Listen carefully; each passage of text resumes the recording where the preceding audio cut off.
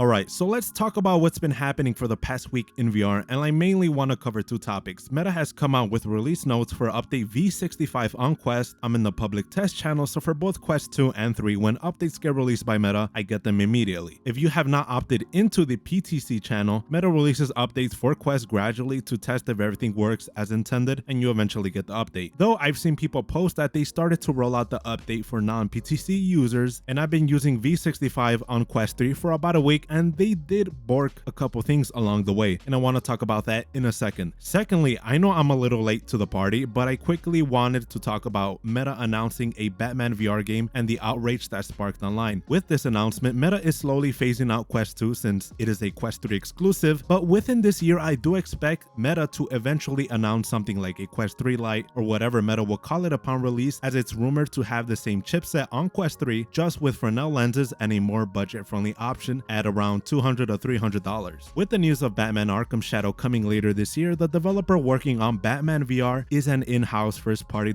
studio owned by Meta Camouflage that joined Oculus Studios back in 2022 in one of their acquisitions, picking up two other developers. Those other developers being Twisted Pixel that made Wilson's Heart, Path of the Warrior, and Armature Studio that worked on the Resident Evil VR Quest port. Getting back on topic with V65, on Quest along with V64 brings so much improved quality of life features. Quest is a device that in a year's time with updates gets so much added value. First off, spatial videos, first introduced with update V62, get support so that any iPhone on iOS 17 and later are able to capture stereoscopic video. I don't have an iPhone to test it with as I use a Z Fold 4, but hopefully they bring this functionality to other devices. But since the US market is heavily dominated by Apple, it makes sense to deliver a feature on a platform most users of Quest have. Then tied together, Quest gets panorama still support that is also exclusive to iOS 17 or later. On top of that, Quest 3 gets improvements on how pass-through works when using mixed reality home. Traditionally, on Quest, if you're in the lock screen, that is if you have a password on your device, hold down the power button to turn off your Quest or get other important panels asking you for permission to access certain features like your mic or spatial cloud data, you will be prompted and transported into a void asking you for permission. Now, if you're in the home menu with mixed reality mode on, it makes it so it doesn't take you out of the experience. It makes apps and games flow more seamlessly with the UI on Quest. This feature, like lying down mode that came with the V64, just makes the Quest home UI feature set even more complete. We also get mouse and keyboard improvements so that when you're using external inputs like a Logitech keyboard via Bluetooth, you don't get interrupted as much when utilizing hand tracking. I only ever did try it out twice, and trying it out once again, it seems that hand tracking is less jittery and jumpy. I would like to see better support for physical mouse inputs, as trying to do anything actually serious, whether researching, making scripts, or editing documents on Word or Excel, it still sucks for real world productivity. You can use your Quest for it, and I've done so, and there are videos that make it seem like magic that you could work in a VR headset, that it could be something you could actually use comfortably, but it isn't there quite yet. Lastly, the long teased Meta Virtual Positioning System, VPS for short, makes its way to V65, improving how your headset is able to store and process more accurate spatial maps of your room, so you don't have to always redraw or set up your boundary. If you remember, there was an email sent to everyone regarding privacy changes in how Meta collects user data. Privacy is always a big concern, especially in this modern era, and Meta has always been in the forefront of what not to do. What one person is okay with, another person might disagree. It's all subjective. Meta doesn't store photos of your home with VPS, and I did see a lot of people kind of get spooked by this, but they can very much paint a picture of your space, as VPS stores point cloud data, which is a collection of 3D coordinates around your room or your play area. It can depict what is around you and remains an option in settings if you want your headset to get more accurate depictions of your play space. For mixed reality apps, in my experience, it actually helps out a ton, so you don't have to set up your play space every time. V65 has been, in my experience, a little bit buggy, but today in making of this video, Meta rolled out a patch that you'll probably get in a day's time to fix some of those issues. Some of those issues stem from Wi-Fi connection issues, from what band you're using, whether 2.4, 5, or 6 gigahertz, or in the settings, you have to change the internet protocol from IPv6 to IPv4. I also saw people online with Quest Pro controllers have intermittent disconnects. The issues I've been getting are when turning off your Quest, you'll be prompted with an option for updating apps and for the headset to shut down by itself. My Quest 3 will just remain on the quote-unquote updating but never update anything, and the device gets really hot. Or if you have the device on sleep mode, mode, instead of fully shutting down, it will randomly turn on without having to update any app. Probably the most buggy update they've rolled out for Quest 3, but most users by now should be fine since Meta rolled out a patch. Now let's talk about Batman Arkham Shadow coming to VR and being exclusive to Meta Quest 3. Announced on May 1st on the Meta Quest blog and Meta Quest YouTube channel, the trailer for Batman Arkham Shadow is an announcement to an announcement. The trailer is just a teaser for what we should expect, and the real announcement is making you tune in during Summer Game Fest 2024, hosted by Jeff Keighley and his best friend Hideo Kojima. I, along with many other people, prefer to see real gameplay footage, but these teasers act to create hype and build up anticipation for the launch, and it gets the people going. If you've been in the VR newssphere, we first heard news about a Batman VR game coming when the FTC was looking into Meta about its recent acquisitions, and in the filing it detailed that in September 2022 Meta acquired Camouflage, which is currently developing Iron Man and Batman VR apps for Quest. Iron Man VR at the time was exclusive to the PSVR platform until Meta acquired the studio and ported over the game for Quest 2. We've been knowing this was eventually going to be announced at some point, I just didn't think 2024. Iron Man VR is decent for a first-time experience, but sure, now the developer Camouflage, owned by Meta, a part of Oculus Studio Publishing, gets leeway to make a Batman VR game exclusively for Quest 3. But with rumors gearing up for a successor of Quest 2 with a more affordable option utilizing the same XR2 Gen 2 platform that is on Quest 3, people expect for a more affordable option at the price range of $300 to be released within this year, compared to the $500 price tag of Quest 3. I would predict that Batman Arkham Shadow will probably go on a future device like a Quest Lite or Quest 3 Lite that is yet to be announced, but the major takeaway from this announcement was the backlash with announcing an Arkham game exclusively for Meta Quest 3. Usually videos uploaded on the Meta Quest channel do a couple thousand, and a few trailers do more than that. And there's always one comment with a Roblox or anime profile picture complaining about GTA San Andreas and how Meta lied, and as of doing this video they've raked in 314,000 views and the like to dislike ratio of 5k likes and 9.2k dislikes, in part because the Batman Arkham community has been fiending for a sequel that they finally got it after the disastrous launches of Suicide Squad, Kill the Justice League, and Gotham Knights. It's a VR platform exclusive. I'm not a big fan of exclusive myself, as early on I was low-key kind of a Oculus Quest hater because I couldn't play Star Wars Tales of the Galaxy's Edge on my Rift S. And yeah, a lot of gamers act like children when you specifically don't cater towards them. If this game were to be exclusive for like 6 months to a year and then come to every platform like Steam, Epic Game Store, PSVR, and even in your Samsung smart fridge, that would be perfectly fine. People should be allowed to play on whatever platform they want. VR especially needs all the help it can get and makes Quest 3 even more attractive to pick up. But this game is made by an Oculus first-party studio and doesn't detract from anything Warner Brothers releases. A lot of the discourse I see online makes it seem as getting this VR version would halt anything for a flat-screen VR Batman game. That couldn't be farther from reality, and given the fact the only reason why we are getting this game at all, like many VR games, is that it's funded by Meta themselves. If anything follows the latter, the reason why Meta probably acquired the developer was because they probably knew about the Batman IP and were in talks. And I'm surprised Sony themselves didn't pick them up. This is a game that, regardless of the backlash, the IP alone will make some people pull the trigger on picking up a VR headset, and that VR headset is a Quest 3. It's also one of those moments where anyone in the outside looking in VR or looking for a reason to justify not picking up a VR headset, they always talk about the lackluster content, and now that Meta is actively funding so the platform looks attractive enough, people still complain.